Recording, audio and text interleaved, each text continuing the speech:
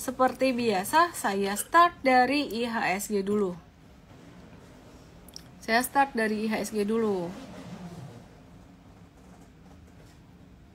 Ya, aku start dari IHSG dulu. Makanan di Melbourne gimana? Nggak ada nasi, sedih saya.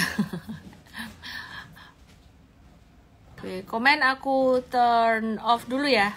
Keren, tetap IG live, salut. Oh, aku juga thank you banget loh buat kalian yang masih mau nonton di jam yang berbeda. Oke, BBRI apakah akan ke 38? Ntar ya aku bahas ya.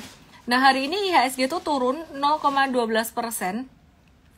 Kalau kita perhatikan, sebenarnya IHSG itu breakdown dari pattern head and shoulders-nya. Yang terjadi head and shoulders-nya tuh mulai terbentuk di Desember 2013.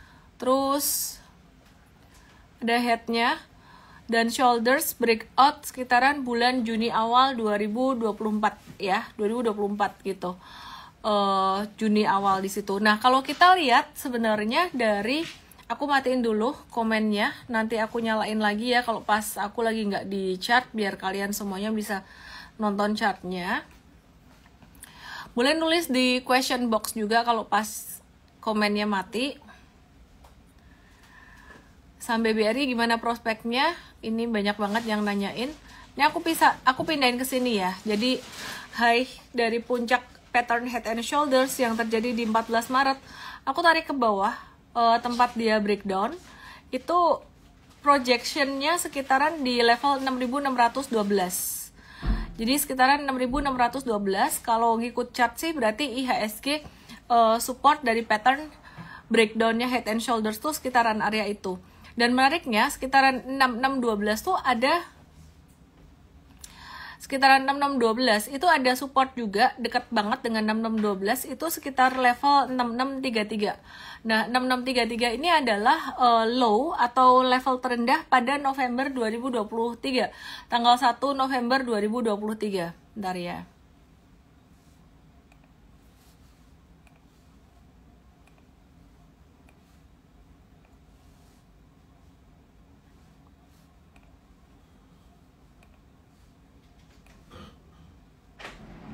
Oke, jadi bottomnya di November 2023. Sebentar lagi akan tercapai. Sekarang udah di 6726. Jadi kalau ditanya IHSG masih ada potensi terkoreksi atau enggak, masih bisa ada potensi terkoreksi dengan supportnya yang sangat kuat itu sekitaran 6612, atau kalau mau pakai low-nya dari November 2023 itu, aku coba lihat tepatnya di 6639, sekitaran itulah ya, 6639, 6640, 6612 tuh kurang lebih di area situ. Jadi dicatat aja, kalau mau dibuletin sekitaran ya 6640-an lah. Oke, coba aku nyalain komennya lagi. Hai, thank you yang baru following aku. Di feed post aku sekarang udah ada konten perkenalan, jadi langsung aja cek di situ ya, di Igoy gitu. Jadi kalau kalian penasaran ini siapa sih yang lagi nge-live nih, Ellen itu siapa sih, bisa ngeliat dari konten itu. Oke, yang bikin IHSG jatuh tuh hari ini ada saham BBCA, terus BBRI, Arto, GoTo, MTech, dan juga brand dari awal tuh naik terus kemudian turun lagi. Sebenarnya kemarin bursa tuh udah mengubah aturan FCA dan harapannya brand itu keluar dari FCA ya. Ternyata nggak keluar karena katanya aturannya belum disepakati atau belum ditetapkan, belum diresmikan, kira-kira kayak gitu. Jadi masih ngikutin aturan yang lama. 30 hari, kita wait and see dulu aja.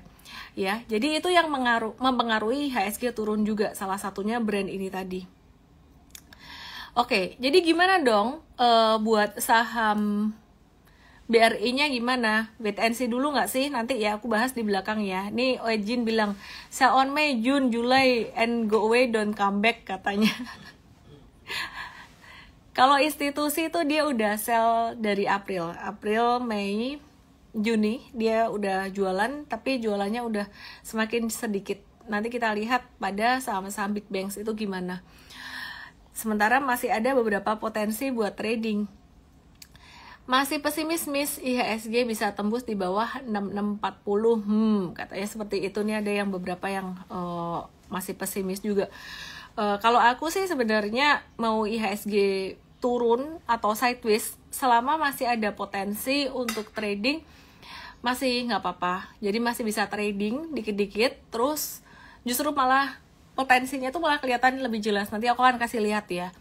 Terus untuk yang saham-saham big caps yang jatuh banget, itu kesempatan buat investing.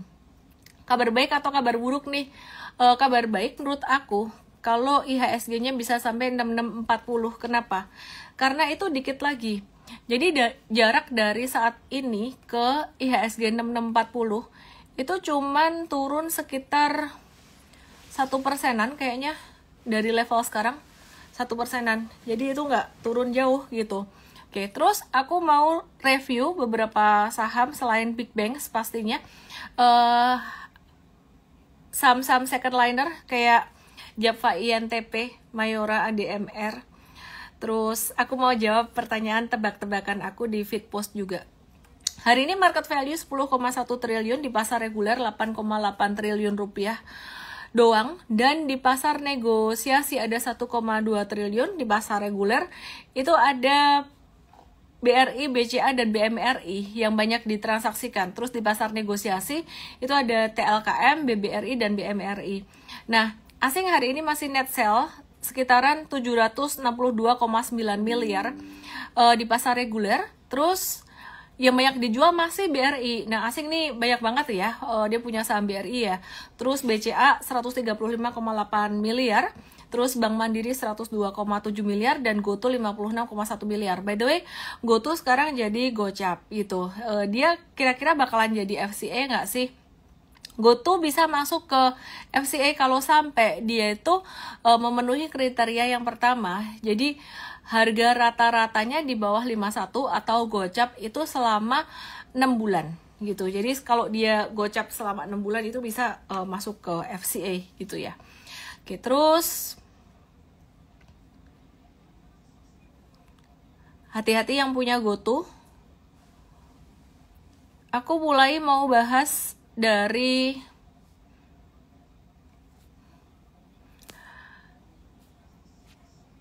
yang lain dulu, Big Banks-nya belakangan. Aku mau bahas dari minyak dulu ya. US oil dan UK oil. Ini WTI crude oil-nya ini naik terus. Tapi pasokan minyaknya ini udah mulai surplus, jadi Irak dan Kurdistan ini mencapai kesepakatan buat ngelanjutin ekspor minyak setelah pipa minyak dari Kirkuk dan Keihan ini berhasil diperbaiki gitu. Jadi potensi akan ada surplus pasokan minyak, harganya bisa turun. Nah, yang menarik, harga minyak tuh sebenarnya naik dari 5 Juni sampai sekarang. Aku coba hitung, dari 5 Juni sampai sekarang tuh naiknya sekitaran 10%. Untuk WTI crude oil. Nah, sekarang kita lihat untuk brand crude oil-nya itu naik berapa persen. Sama dari tanggal 5 Juni sampai sekarang. Dia tuh udah naik sekitaran 10,5%, hampir 11%. Tapi belum satu pun saham minyak yang ikutan naik. Seperti contohnya Medco, ini malah breakdown. Breakdown dari MA200, artinya masih downtrend. Terus Elsa ini juga breakdown. Nah, kalau udah kayak gini, biasanya kita akan watch dia untuk pantulan jangka pendeknya. Tapi belum masuk sekarang gitu. Jadi ini Elsa tadi udah mantul dulu, dia membentuk satu support yang baru di 398. Kesimpulannya, Elsa ini akan kita watch duluan dibandingkan Medco. Ya, jadi Elsa ini kita watch duluan dibandingkan Medco. Ya, meskipun dia ketahan MA200 dan MA100-nya. Kenapa? Karena harga komoditi minyaknya sempat naik. Oke. Terus aku coba mau bahas beberapa saham selain Big Banks ya. Oke. Aku langsung aja ya ke saham-saham yang menurut M-Trade menarik gitu. Jadi karena M-Trade udah masuk duluan, ya aku akan buka ini. Oke, jadi M-Trade itu sempat tradingin INTP. Sebentar. Kalian ada nggak sih yang ikutan M-Trade trading INTP? Coba tulis dong di sini. Tulis di chat room. Ada ikut cuan, ikut trading, ikut cuan. Jangka menengah INTP sempat profit taking 3-9%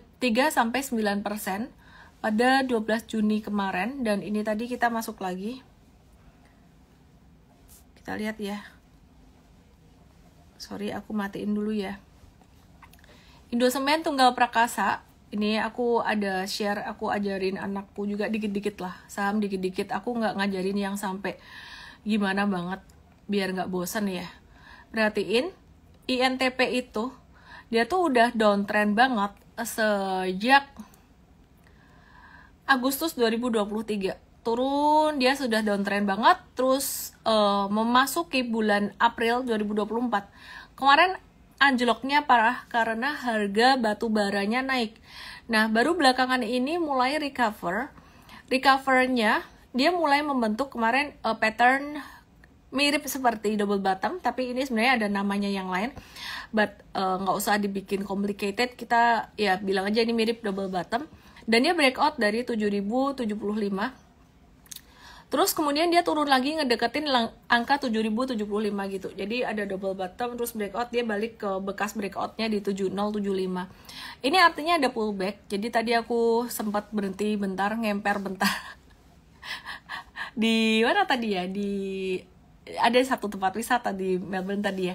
Jadi duduk sampai benar-benar kecapean tadi, duduk gitu aja. Terus kemudian aku kasih lihat ini. Jadi ini mirip kayak double bottom, ini breakout, dan ini retracement-nya, pullback-nya. Tadi M-Trade ada masuk di sini.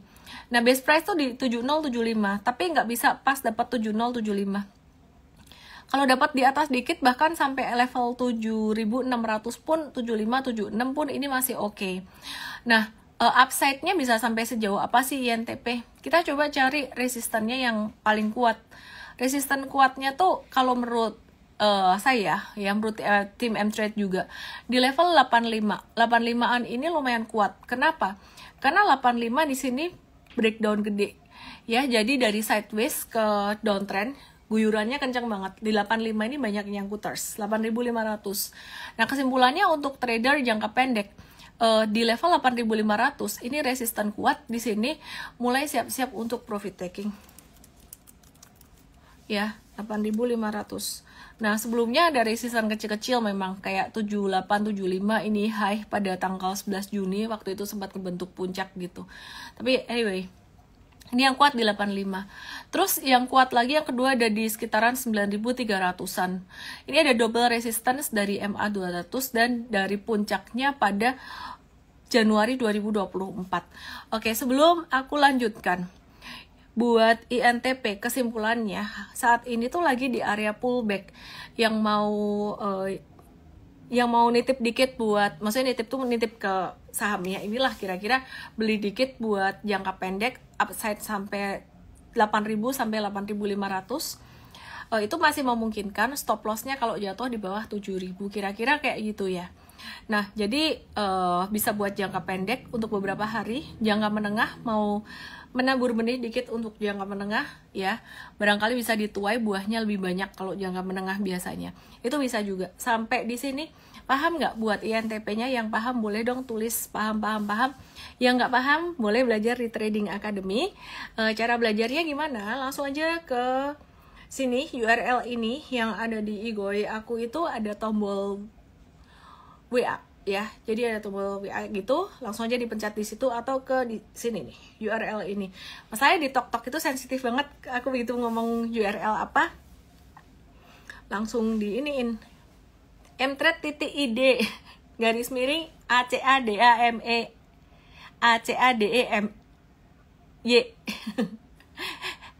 Oke, yang di TokTok mungkin kita mesti pakai bahasa isyarat dulu. Oke, mantap ya, paham ya, mantap. SMGR-nya gimana malam hari ini? Aku nge-live-nya nggak lama-lama karena di sini udah 10:30 malam dan tadi bangunnya lumayan pagi. Jadi kalau bangun jam 7 di sini tuh jam 4-nya Indo, bangun jam 8, berarti jam 5-nya Indo gitu ya. Oke, aku mau lanjutin di SMGR ya. Bahas short selling, oke, nanti diingetin lagi ya. Aku mau bahas beberapa saham dulu. Baiklah, nanti aku akan bahas tentang short selling itu gimana. Kira-kira dampaknya apa aja. Oke, aku bersihin dulu chartnya si SMGR. Ada satu garis yang digambar di 3340. Ini support sangat kuat sekali sebenarnya.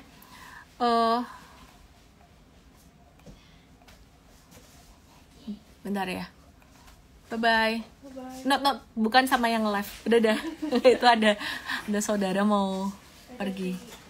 Dadah Diana. See you. Oke, aku ulang ya. Ini ada beberapa support kuat banget buat SMGR. Kayaknya nggak bakalan sampai di 3000 deh. 3000 itu salah satu terendahnya di 2008.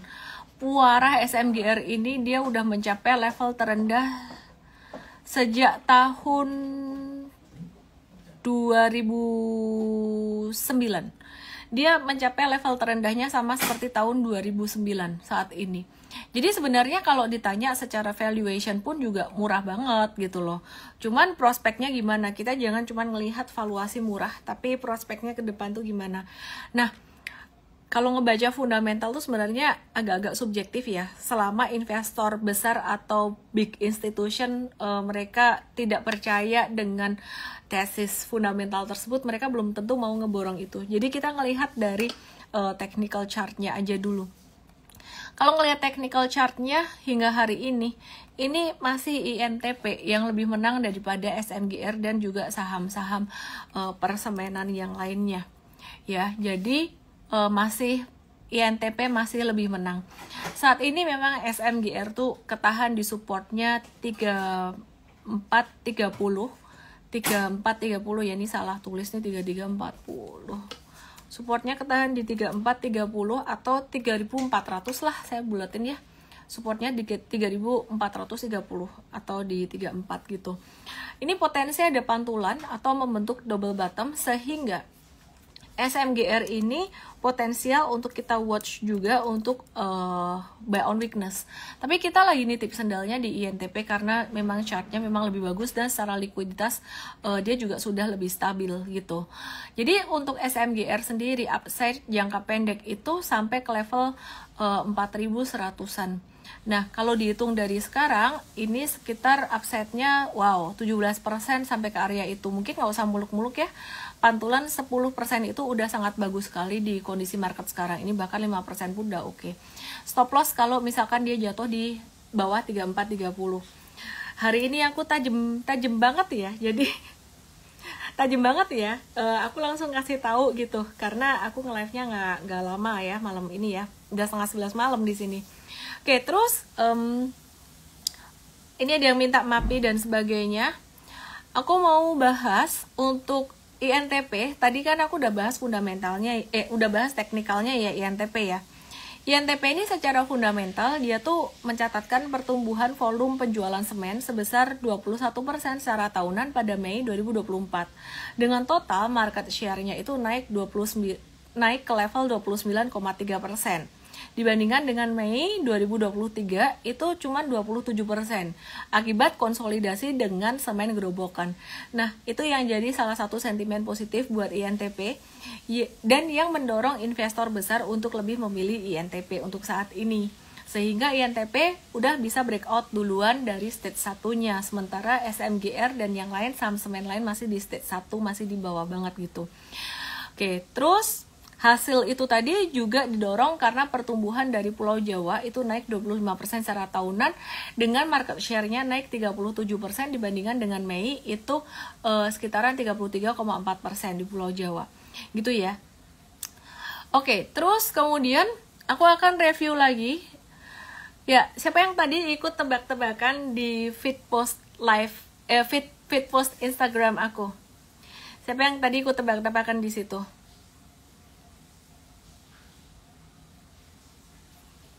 Oke, nanti aku jawab sahamnya apa, tapi aku mau review dulu tentang short selling. Short selling itu artinya kamu akan untung kalau sahamnya turun. Intinya, open position di atas, close di bawah.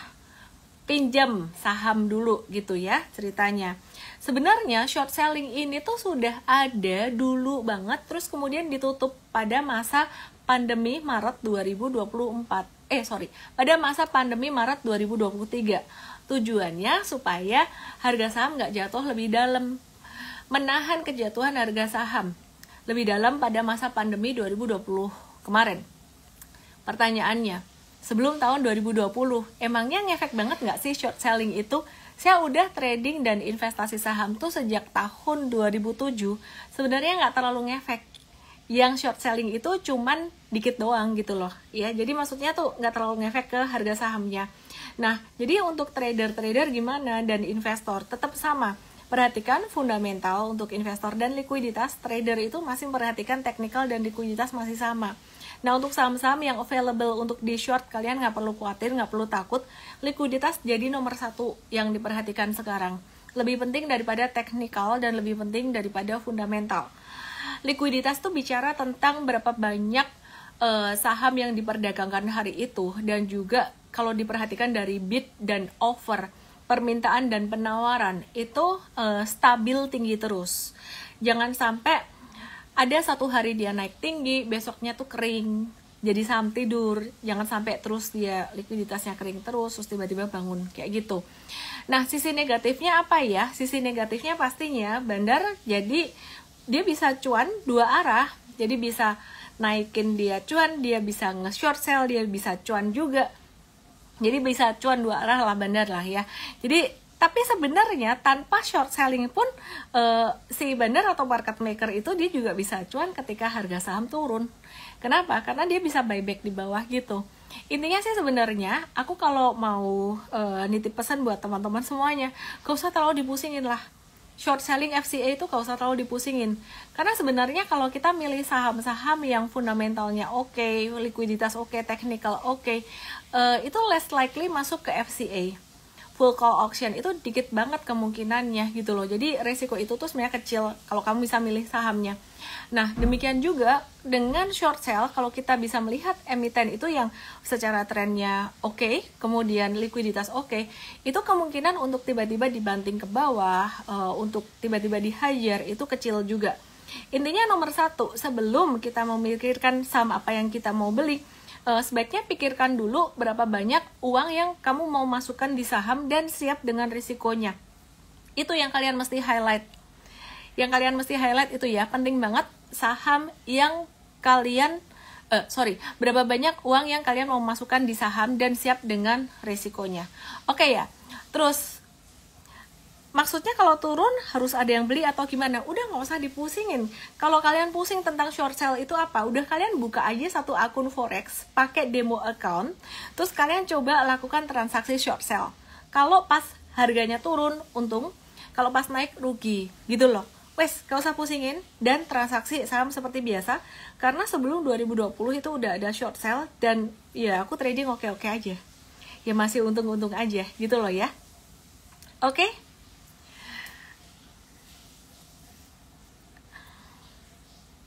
Itu buat nambah volume transaksi aja. Oke ya. Terus aku mau jawab tadi ada lucu-lucuan giveaway tebak-tebakan di Igoy feed post aku. Aku ada hari ini tadi mencet beli bareng 2 saham, disclaimer ya. 2 saham, yang satu sahamnya lagi breakout, satunya lagi murah banget valuasinya. Kira-kira apa? Ada 2 saham. Yang menang dapat hadiah tempelan kulkas koala, yang like-nya paling banyak, nggak peduli dia jawabannya benar atau salah. Ya, jadi tadi ada yang sampai niat banget di share di story-nya. I really appreciate that, nggak nyangka sih. Gitu. Itu kalau yang di like banyak, nggak peduli dia jawabannya benar atau salah, udah niat gitu ya.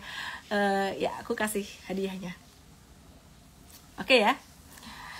Jawabannya yang breakout adalah, aku langsung aja kasih lihat ke kalian. Tadi sempat hampir gagal breakout pas abis aku post. Yang breakout adalah ini.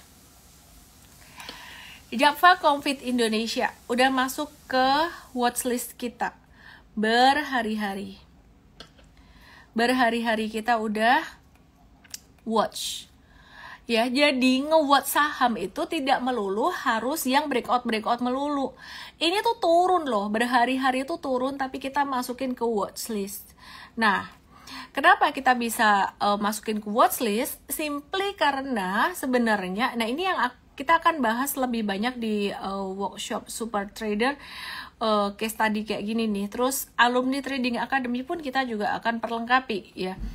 Nah, perhatikan dia tuh udah naik kenceng dari 29 April kemarin sampai 17 Mei itu naik terus, gak ada remnya, ngegas terus. Kalau ada saham yang kayak gini, ini kita pasti tungguin jatuhnya dengan sabar. Nah, kita tungguin terus sampai akhirnya dia menyentuh Fibonacci retracement-nya di 1280, di diskon 50% secara teknikal.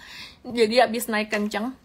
Terus kemudian di diskon turun sekitaran setengah dari tiangnya ya. Jadi ini tiangnya di sini, dia tuh diskon 50% di sini. Gitu. Nah, terus kalau diperhatikan sekitaran level 50, diskon 50% dari tiang itu juga kena ada moving average 50%.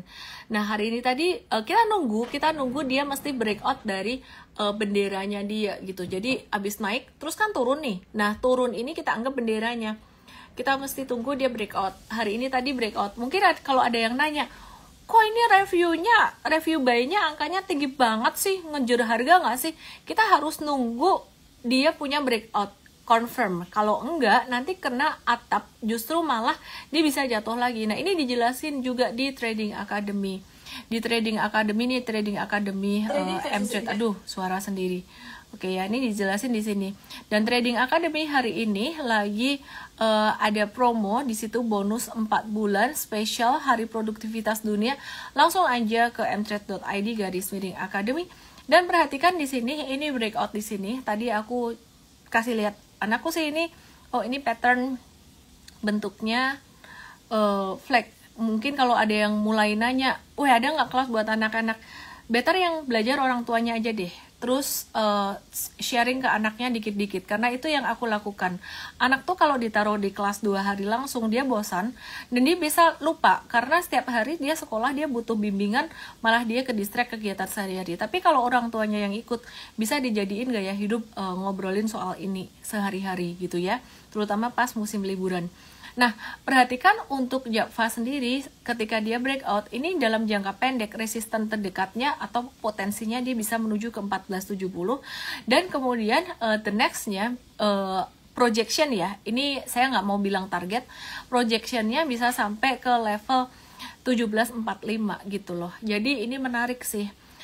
Maka dari itu terang-terangan aja kita bilang bahwa meskipun marketnya lagi turun, IHSG turun, itu tetap ada peluang di sini. Sampai di sini paham kah? Yang Japfa paham boleh tulis di sini. Thank you so much yang baru follow aku di TikTok di sini. Nama aku Ellen May. Aku udah di saham sejak tahun 2007. Aku barusan nulis satu konten perkenalan ada di Igoy aku. Kayaknya aku mau repost ulang deh. Thumbnailnya jelek. Paham ya? Bener dong jawabannya, tapi yang dapat hadiah, karena ntar aku kalau bawa barang banyak-banyak dikira mau jualan tempelan kulkas, lagi kena custom gara-gara tempelan kulkas, kan gak lucu. Oke, mari kita lihat yang berikutnya. Saham apa yang aku beli tadi bareng anak aku, tujuannya untuk mendidik mereka. Aku ada 2 portfolio. Ada banyak portfolio deh. Tapi yang tadi aku kasih anakku pencet itu portfolio yang khusus buat training mereka. Jadi aku taruhin sekian jumlah uang dan tujuannya untuk membiasakan mencetnya. Duitnya buat siapa? Duitnya buat mama tetap. Buat mama. Duit buat mama gitu. Loh, mereka nggak invest sendiri. Kalau mereka mau trading, mau invest sendiri, usahakan untuk benar-benar pakai uangnya mereka sendiri. Jangan dikasih duit langsung jeblok gitu, langsung dikasih gitu, supaya nggak entitled. Ya katanya sih gitu ya pakar-pakar parenting, tapi kan saya nggak tahu juga. Ini anak saya ada 2 di depan saya, tapi mereka nggak peduli saya ngomong apa. Lagi main game semua. Halo nak. Dengar ternyata. Oke ya. Bikin akun M-Trade, bagaimana M-Trade tuh edukasi. Jadi langsung aja ke sini. Oke ya. Langsung aku bahas ya. Yang berikutnya tadi tadi aku beli yang buat investing jangka panjang BRI Simply. Aku beliin BRI kalau bisa sih tiap hari sorry ya, aku disclaimer dulu ya. Dananya tiap orang kan beda ya. Jadi yang aku taruh di account tersebut itu untuk membiasakan mereka. BRI itu tiap hari kayak mereka mencetin tiap hari satu lot. Kalau aku nggak lupa, kalau lupa ya jadinya seminggu sekali 2 kali. Harusnya sih tiap hari. Tujuannya apa sih? Supaya mereka familiar. Jadi aku baca buku Atomic Habit. Atomic Habit itu ngajarin bahwa segala sesuatu tuh harus dimulai dengan sederhana, dengan simple, dengan mudah, dan dimudahkan istilahnya. Jadi aku ngajarinya mencoba sesimpel mungkin. Jadi setiap hari aku usahakan tiap hari, kalau nggak bisa seminggu sekali 2 kali mencetin beli BRI terus. Nah itu membiasakan untuk investing. Nah beda dengan trading. Kalau trading jarang. Aku ajak mereka trading tuh jarang banget. Paling sebulan tuh cuman mungkin sekali 2 kali aja. Itu untuk mendidik supaya ngerti patternnya, mana yang bagus, mana yang enggak. Java aku udah bahas ya XTR cara audio. Oke. Jadi buat ngedidik mereka, buat tahu, kan diajarin dong, oh ini pattern double bottom, ini pattern flag. Sekarang prakteknya. Oke, pattern flag hari ini misalkan nih Java breakout pattern flag. Terus ngapain dong? Ya dibeli gitu loh. Kalau cuma ngerti pattern flag doang, nggak ngerti kapan belinya, terus gimana? Gitu.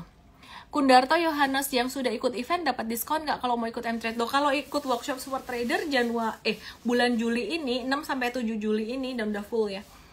Itu dapat M-Trade Academy gratis 1 bulan. BBRI jadi udah bottom kah di harga sekarang? Sekalian aku bahas BBRI karena tadi aku cerita tentang BBRI. Aku ajarin anakku ngumpulin pelan-pelan BBRI terus. Oke, pertanyaan, BBRI bisa sampai berapa? Masih sama view-nya 4.100 udah hampir kesentuh. View-nya BBRI mentok bisa sampai 3.800. Jadi belinya kita masih bertahap aja, bisa sampai 3.800. Oke ya?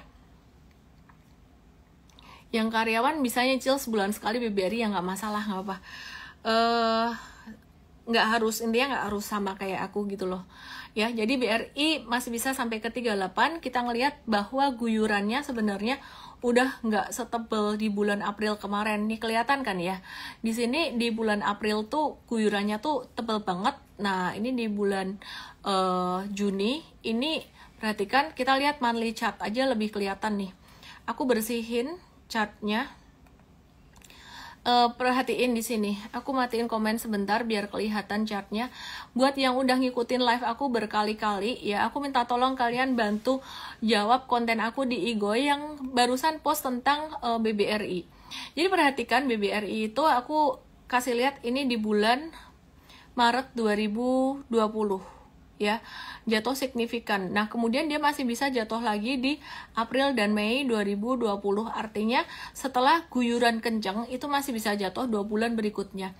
Di sini ini guyuran kencangnya terjadi di bulan April 2024. Terus abis itu di bulan Mei dan Juni masih bisa turun ya. Aku lihat Juni masih bisa turun, 3.800 itu support yang sangat kuat sekali. Kalau sampai dia kejebol ke 36, dia potensi mantulnya tuh sangat besar. Jadi kalau sampai 38 dijebolin, kalian juga nggak usah takut gitu loh. Ini potensi mantulnya besar gitu loh ya. Nah jadi ini BBRI guyurannya udah nggak begitu besar.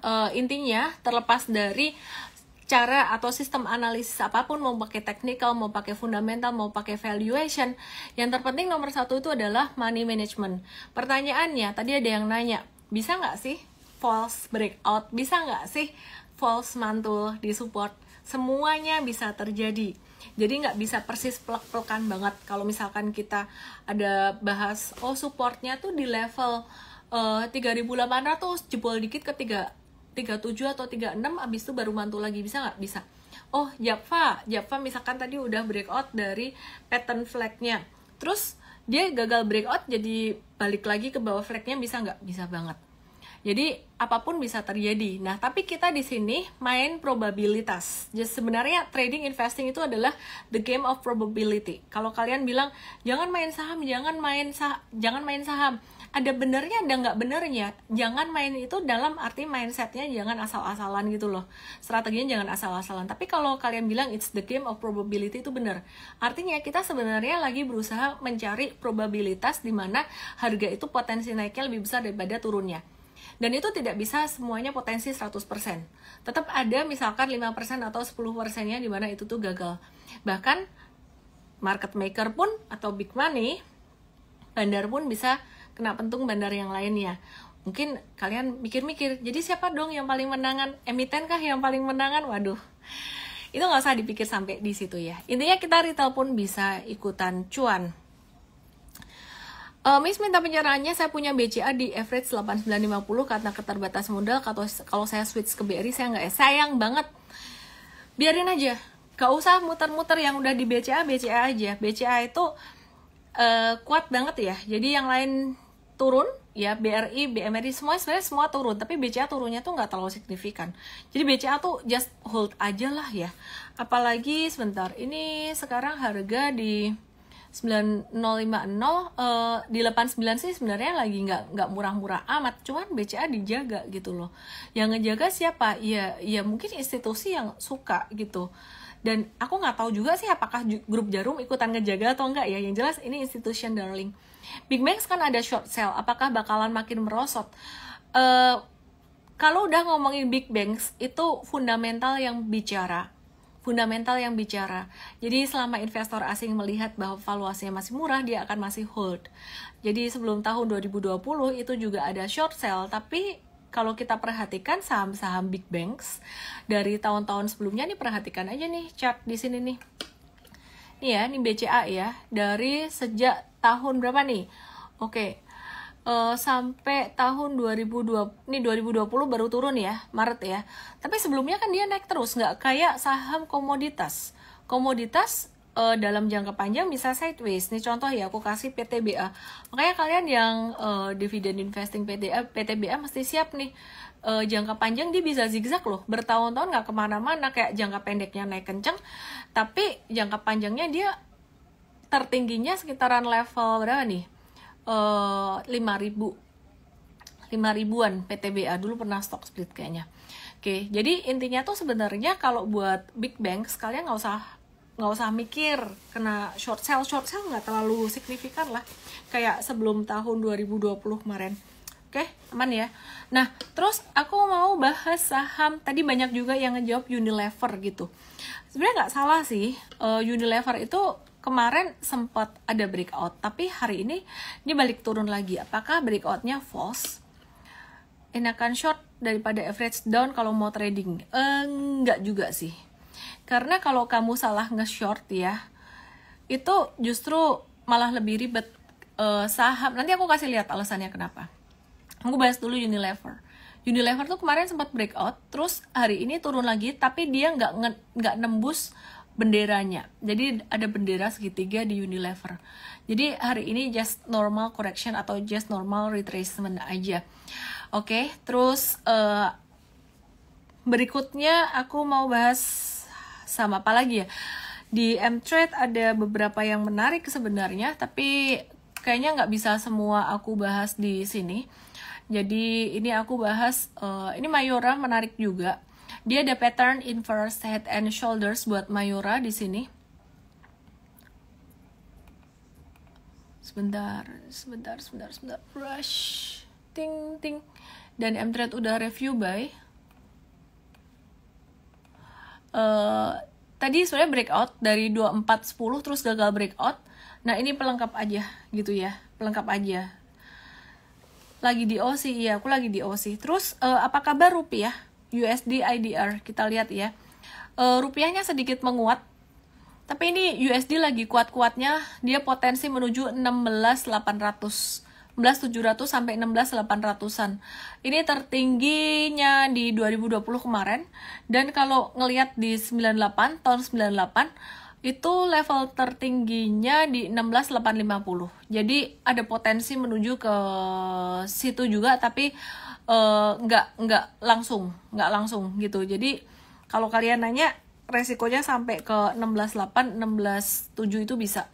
Terus di XY, kalau tadi USD dibandingkan dengan rupiah, USD dibandingkan dengan mata uang negara lain itu dia naiknya nggak sekencang USD terhadap rupiah. Jadi memang terus terang aja ya, rupiah kita tuh sedang melemah.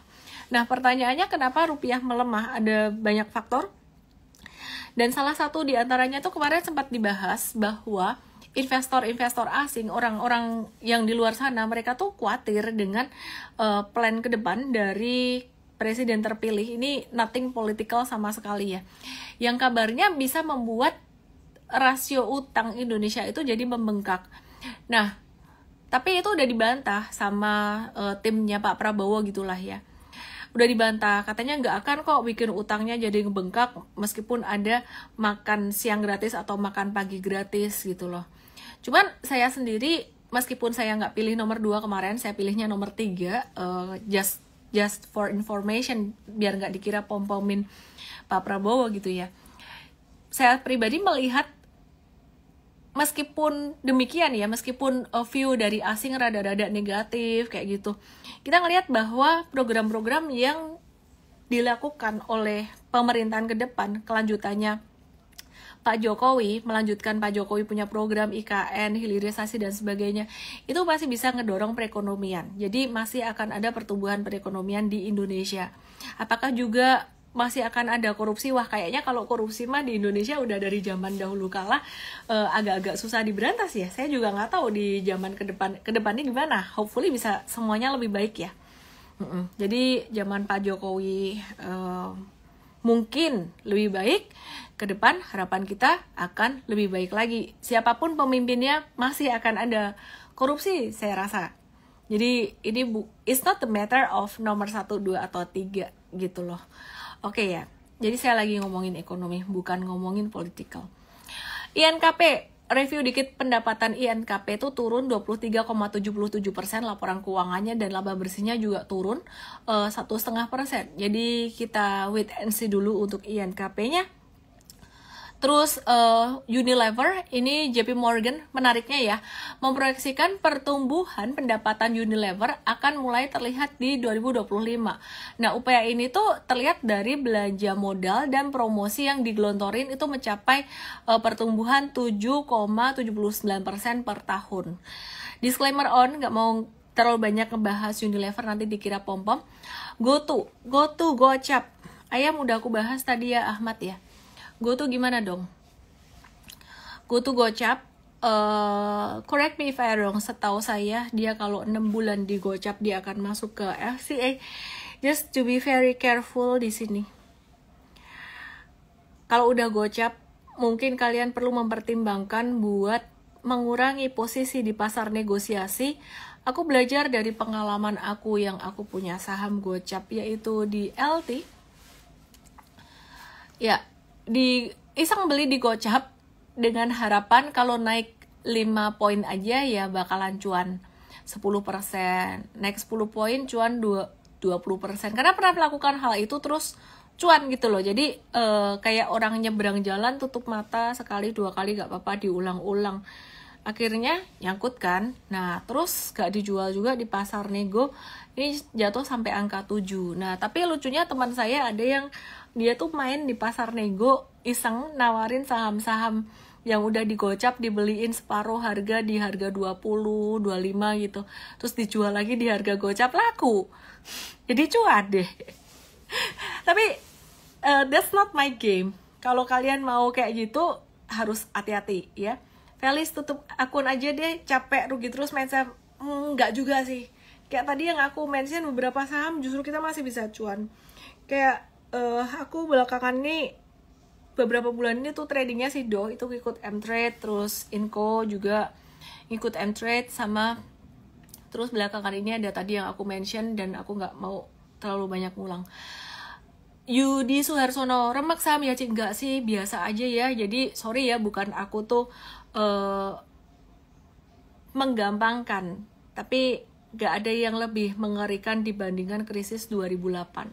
Krisis pandemi di saham pun kemarin jatuh, tapi naiknya tuh cepet banget gitu. Dan abis itu sideways. Gak ada yang lebih parah daripada krisis 2008. 2008 tuh kayak nggak dikasih napas sama sekali.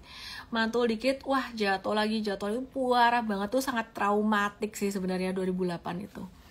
Oke, untuk tambang, ASI, Antam, dan lain-lain akan dibahas di Morning Briefing M-Trade besok jam 8.15. Jadi kalau kamu ada belajar di Trading Academy, kamu akan dapat Morning Briefing M-Trade, dapat stock pick, dan sebagainya. Jangan lupa ya, penting banget 8.15. Dan jangan beranggapan, aku udah nonton Miss Ellen kok, nggak nonton trading, nggak nonton Morning Briefing. Aku mau kasih satu hal penting. IG Live aku, ini untuk basic. Ya, untuk trader dan investor yang basic. Begitu kalian masuk ke M-Trade, jangan sembarangan ngikutin stock pick-nya tanpa meluangkan waktu untuk mendengarkan morning briefing. Karena M-Trade itu udah kita susun untuk intermediate advance. Buat orang-orang yang sudah menyelesaikan e-course-nya dulu. Di Trading Academy ada e-course-nya. Terus kita kasih review saham buy sell. Contoh, PNLF kita sempat cuan belasan persen. 2 digit belasan persen, terus cuan-cuan lagi saham lain. Tapi PNLF yang berikutnya kita trading yang kedua itu kena cut loss. Cut loss-nya lumayan juga. Jadi intinya, tapi kita udah kasih warning sebenarnya PNLF waktu itu resikonya cukup gede. Jadi intinya jangan nggak ngikutin e-course-nya, jangan sampai nggak ngikutin juga morning briefing-nya, dan jangan cuma ngikutin stock pick-nya. Intinya harus nonton e-course-nya Trading Academy, terus nonton morning briefing-nya, dan juga baru kalau mau ngikutin stock pick. Stock pick terakhir aja. Kalau telat ngikutin stock pick, masih akan ada stock pick yang lain. Ya, e-course tuh gimana? E-course tuh ya ada pelajarannya, kelas online-nya tuh ada. Morning briefing jam 8.15. Jadi M-Traders wajib, karena kontennya beda sama yang aku bahas. Ada beberapa yang sama, tapi ada beberapa yang beda. Biasanya profilnya saham-sahamnya udah lebih ke trading, lebih advance. Big Banks tadi udah tak bahas. BBRI di sini sudah jam 11 malam. Saya mau mandi, saya mau tidur. Salam dari Melbourne. Semoga sehat selalu dan kita ketemu lagi besok jam 7 sore. Kasih tahu teman-temanmu 19.20.21 live-nya jam 7 sore. Senin depan udah start jam 8. Senin depan tuh tanggal berapa sih? 24 ya? 24 masih di sini ya? Tapi Senin 25-nya kita bangun pagi banget ya. Senin aku nge-live gak ya? Pokoknya 19.20.21 itu jam 7 sore deh. Senin depan aku kabarin lagi. Kayak Senin depan bisa lebih awal, karena tanggal 25-nya Selasanya aku ada flight pagi banget gitu. Jadi kalau bangun jam setengah 4-nya sini, aku berarti bangunnya setengah 1-nya kalian dong. Sekaliannya nggak tidur kali ya. Gitu aja deh. Thank you Miss, masih bela-belain retail padahal. Semangat retail. Semangat. Kalian remah-remah rengginang. Dan saya juga lah. Bye-bye, selamat malam. Yang lagi di Melbourne, yang stay di Melbourne, yang tinggal di Melbourne, yang rumahnya di Melbourne, boleh dong DM aku, barangkali ya ada tempat yang oke buat gathering. Tapi aku nggak janji, aku usahakan barangkali nanti bisa gathering. Salam profit, good night.